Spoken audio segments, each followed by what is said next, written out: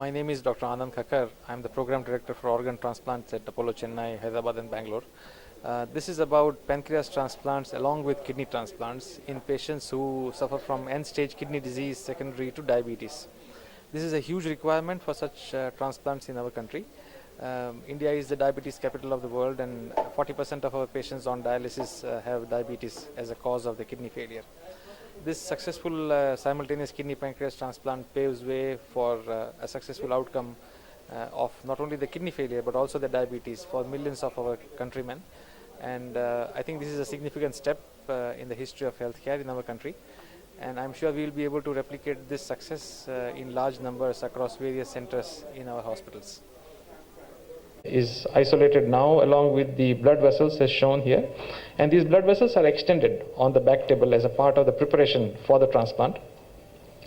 They are extended as shown in the schematic diagram here, and subsequent to the extension, this is what you get as the organ that is ready to go for transplant. These are the blood vessels that are extended to be able to make the new connection, and the rest of the pancreas is shown here along with a piece of the small intestine.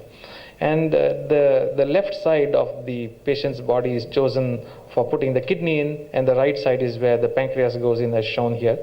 In this operation, we chose the method of approach shown here, bilateral Gibson's incision, where the extraperitoneal space is approached, left side for the kidney and right side for the pancreas, and the connection is made to the blood vessels as shown here, commonly known as the common iliac vessels and the inferior vena cava, and the digestive juices of the pancreas over and above the insulin. The digestive juices are as shown here connected into the intestines, and I can show you here. This is where the digestive juices are put into the small intestine, so that the benefits of that are availed by the patient as well. The drugs that they require after the surgery are very similar to what is given after the kidney transplant, and therefore when this surgery is done along with the kidney transplant, the patient does not need to undergo any additional medication.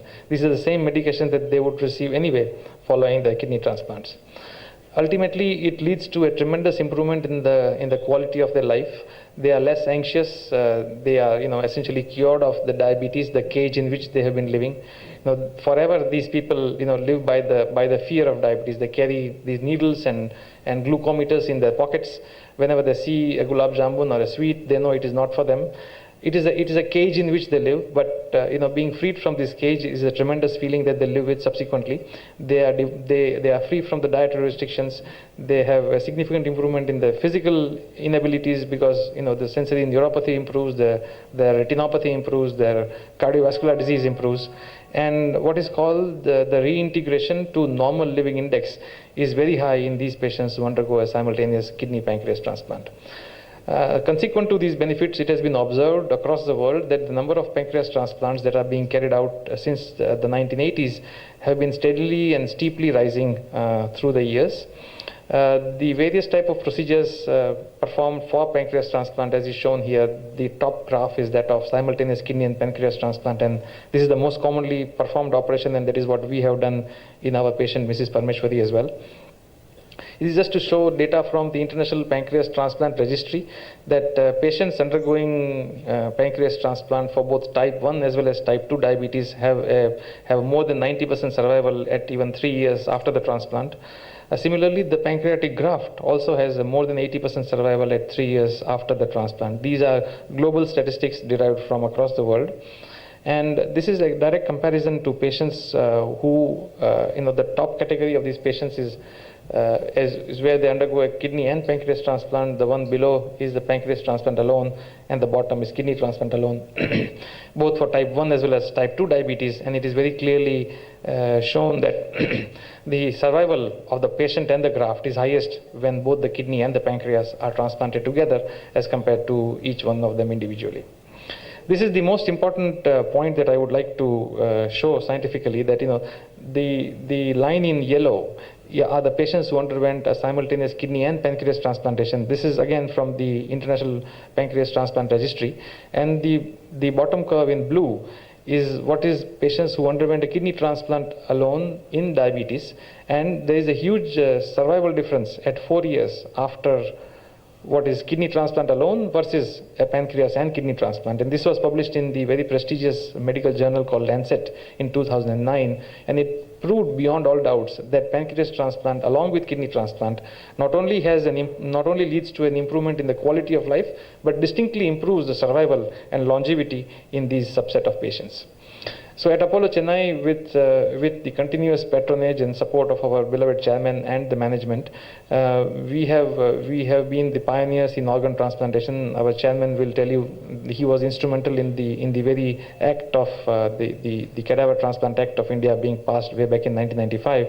And today Apollo Hospital is the largest solid organ transplant program in our country as well as across the world. In South India, Apollo Chennai is the largest liver transplant program today, and we are also, I'm very proud to say, we also are the first to perform a successful pancreas transplant in our area of South India. There have been 2 attempts earlier at All India Institute in 2005 and once in 2008. The fate of these patients were not clearly known, and the programs didn't sustain subsequently. We had a patient, Mrs. Parmeshwari, who was referred to us from our clinics in Pondicherry, with a 52 years old patient with diabetic nephropathy on dialysis and large doses of insulin. She also suffered from diabetic retinopathy in both her eyes, and we luckily had a young cadaver donor with blood group O from whom we performed a simultaneous pancreas and kidney transplant for Mrs. Parmeshwari.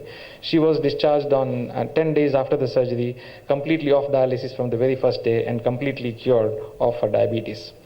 Friends, I would like to say that pancreas transplant is here to stay. It is a procedure which is not only technically successful but has a huge impact on the quality and longevity of life of these patients. Currently, the mortality and morbidity is very low and further decreasing. There are very efficient immunosuppressive drugs which hold a promise for these patients in days to come, and this has led to a paradigm shift in the care and cure of these patients who suffer from diabetes and complications of diabetes related to end organ damage in the kidneys and all the other organs. So Apollo Chennai is ideally poised to take this endeavor further in a systematic and a programmatic fashion. Thank you very much.